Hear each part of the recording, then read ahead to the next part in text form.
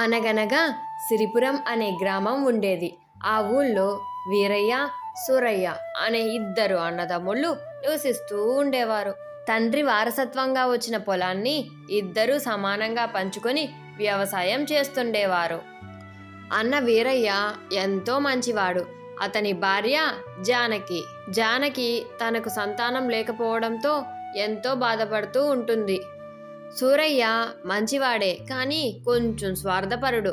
సూరయ్య భార్య లక్ష్మి. అతనికి ఒక కూతురు. ఆమె పేరు చిన్నారి. అన్నయ్య అన్నయ్య ఏం చేస్తున్నావు?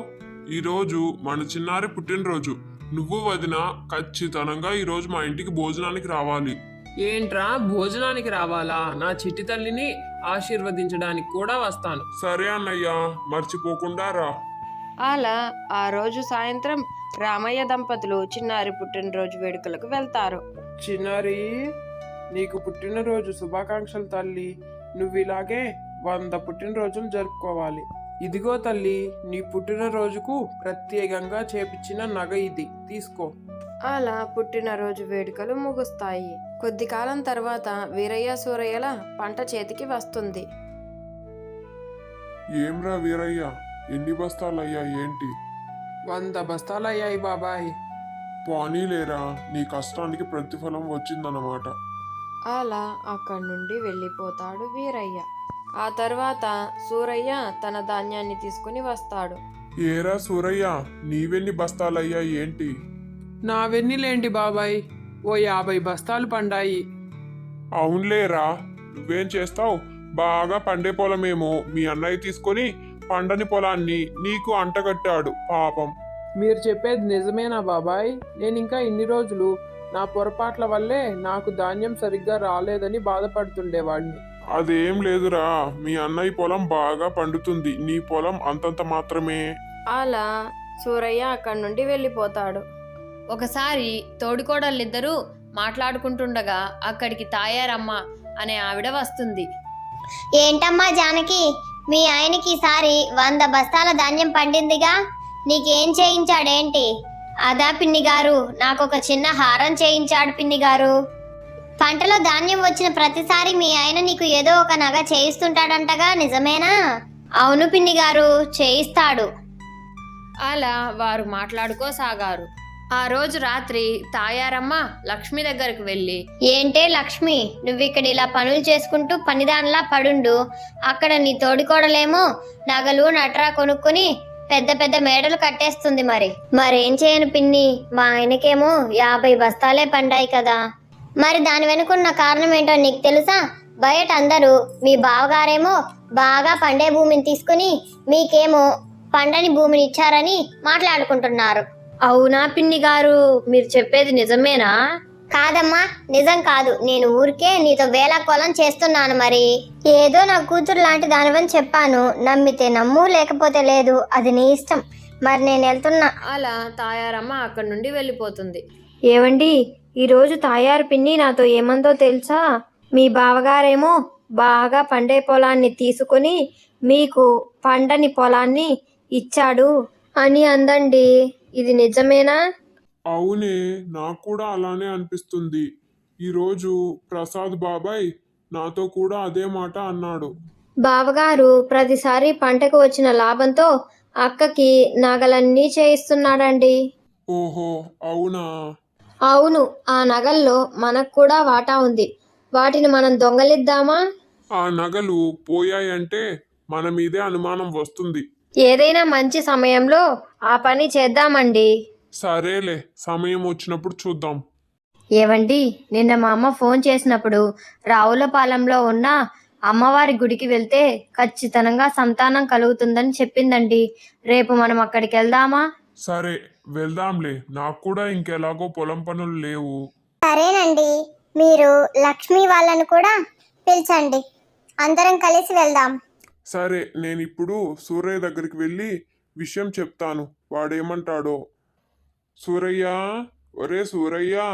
ఏంటి బావగారు, ఆయన ఇంట్లో లేరు, ఏమైనా పనుందా? అదేం లేదమ్మా లక్ష్మి, రేపు నేను మీ అక్క రావులపాలెంలో ఉన్న గుడికి వెళ్తున్నాం. దానికి మిమ్మల్ని కూడా పిలుద్దామని వచ్చాను. సరే బావగారు, మేం ముగ్గురం వస్తాములే. ఏవండి, మనకు ఒక మంచి అవకాశం వచ్చిందండి. రేపు పక్క వాళ్ళు గుడికెళ్తున్నారా? మనల్ని కూడా పిలిచారు. మనందరం రేపు గుడికెళ్తాం. మీరు ఒక దొంగని పురమాయించండి, ఆ ఇల్లు దోచేసుకురమ్మనండి. దాంట్లో వాడికి కూడా ఏదో కొంచెం ఇస్తామని ఆశ చూపండి. మంచి ఆలోచన లక్ష్మి. దాంతో మనపై కూడా ఏ అనుమానం ఉండదు. అలా సూరయ్య ఒక దొంగ దగ్గరికి వెళ్తాడు. ఏంటయ్యా రమ్మన్నారు? నాతో ఏమైనా పని పడిందా? అవునరా మల్లు, నువ్వు రేపు మా అన్నయ్య ఇంట్లో నగలున్నాయి, వాటిని నువ్వు దొంగలించి తీసుకురావాలి. వాటిలో నీకు సగం వాటా ఇస్తాను. సరే అయ్యా, ఆ ఇల్లు ఎక్కడో చెప్పండి. రామాలయం వీధిలో 2 ఒకేలాంటి ఇల్లులుంటాయి కదా. కుడివైపు ఉన్న ఇల్లు నాది, ఎడం వైపు ఉన్న ఇల్లు మా అన్నయ్యది. మల్లు, నువ్వు బాగా గుర్తుంచుకో, నువ్వు ఎడం వైపు ఉన్న ఇంట్లో మాత్రమే దొంగతనం చెయ్యాలి. సరే అయ్యా, నాకు గుర్తుంది, నేను అలాగే చేస్తానులే. అలా మరుసటి రోజు అందరూ కలిసి గుడికి బయలుదేరతారు. మల్లు దొంగ వీరయ్య సూరయ్యల ఇంటి దగ్గరకు చేరుకుంటాడు. ఏంటిదబ్బా, ముందు నుంచి చూస్తే ఇది ఎడం వైపు అనిపిస్తుంది, వెనుక నుంచి చూస్తే ఇది ఎడం వైపు అనిపిస్తుంది. నాకేం అర్థం కావడం లేదు. ఇప్పుడు నేను ఏ ఇంట్లో దొంగతనం చేయాలో? అలా మల్లు దొంగ సూరయ్య ఇంటికి వెళ్ళి అక్కడున్న నగలన్నీ తీసుకుని వెళ్తాడు. అన్నయ్య, ఊర్లో వాళ్ళందరూ ఏమనుకుంటున్నారంటే నువ్వేమో మంచి భూమిని తీసుకుని నాకు పంటను భూమిని ఇచ్చావనుకుంటున్నారు. ఇదేమైనా నిజమా? వాళ్ళు చెప్పినంత మాత్రాన నువ్వెలా నమ్ముతావురా? మనం చేసే కొద్దీ పంట వస్తుంది. నువ్వా సమయానికి ఎరువులు నీళ్లు వేయవు, మరి దిగుబడి బాగా ఎలా వస్తుంది? అదేం లేదన్నయ్యా, లక్ష్మి అడగమంటే అడిగానంతే. సరేలే, ఇప్పుడేమైంది? నువ్వు నా పొలం తీసుకో, నేను నీ పొలం తీసుకుంటాను. వద్దులే అన్నయ్యా, నువ్వు నీ పొలమే ఉంచుకో, నేను నా పొలాన్నే చేసుకుంటాను. నువ్వు ముచ్చట పడుతున్నావుగా, నా పొలాన్ని తీసుకో, నేను నీ పొలాన్ని తీసుకుంటా. చూసావా లక్ష్మి, మా అన్నయ్య ఎంత మంచివాడో. మనం ఆ భూమి కోసం అన్నయ్య దగ్గర నగలు దొంగతనం కూడా చేయాలనుకున్నాం, కానీ అన్నయ్య నేను ఒక్క మాట చెప్పగానే ఆ భూమి నాకే ఇచ్చేశాడు. ఎంత మంచివాడో. ఇప్పుడు కానీ ఆయన ఇవ్వనన్నారనుకో, ఆయన మీ దృష్టిలో చెడ్డవాడైపోతాడు కదా, అందుకోసం ఇస్తానని చెప్పాడండి. అలా గుడికి చేరుకొని అమ్మవారిని దర్శించుకొని అందరూ ఇంటికి వచ్చేస్తారు. లక్ష్మి, ఏంటి ఇల్లంతా ఇంత చెత్త చెత్తగా ఉంది? అదేనండి, నాకు అర్థం కాలేదే. మనం వెళ్ళేటప్పుడు నేనంతా శుభ్రంగానే ఉంచాను కదా. అలా వారిద్దరూ కంగారు పడుతూ బీరువా దగ్గరకు చేరుకుంటారు. ఆ బీరువాలో నగలు డబ్బు లేకపోవడంతో ఇద్దరూ ఆశ్చర్యపోతారు. ఏవండి, ఏంటి మీరు చేసిన పని? మీరు దొంగతనం ఎవరింట్లో చేయమని చెప్పారు? అదేంటి లక్ష్మి, ఎవరైనా పోయి తమ ఇంట్లోనే దొంగతనం చేయమని దొంగకు చెబుతారా? నేను అన్నయ్య ఇంట్లోనే చేయమని చెప్పాను, వాడు మన ఇంట్లో చేశాడు. ఉండు, నేను వెళ్ళి వాడిని ఎత్తుక్కొని వస్తాను. అలా మల్లు ఇంటి దగ్గరకు వెళ్తాడు సూరయ్య. అక్కడ మల్లు ఉండడు.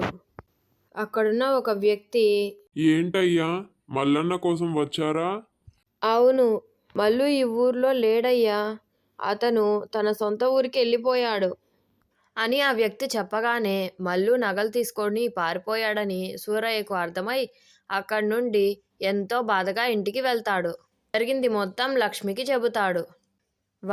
వారు చేసిన పనికి ఎంతగానో సిగ్గుపడతారు.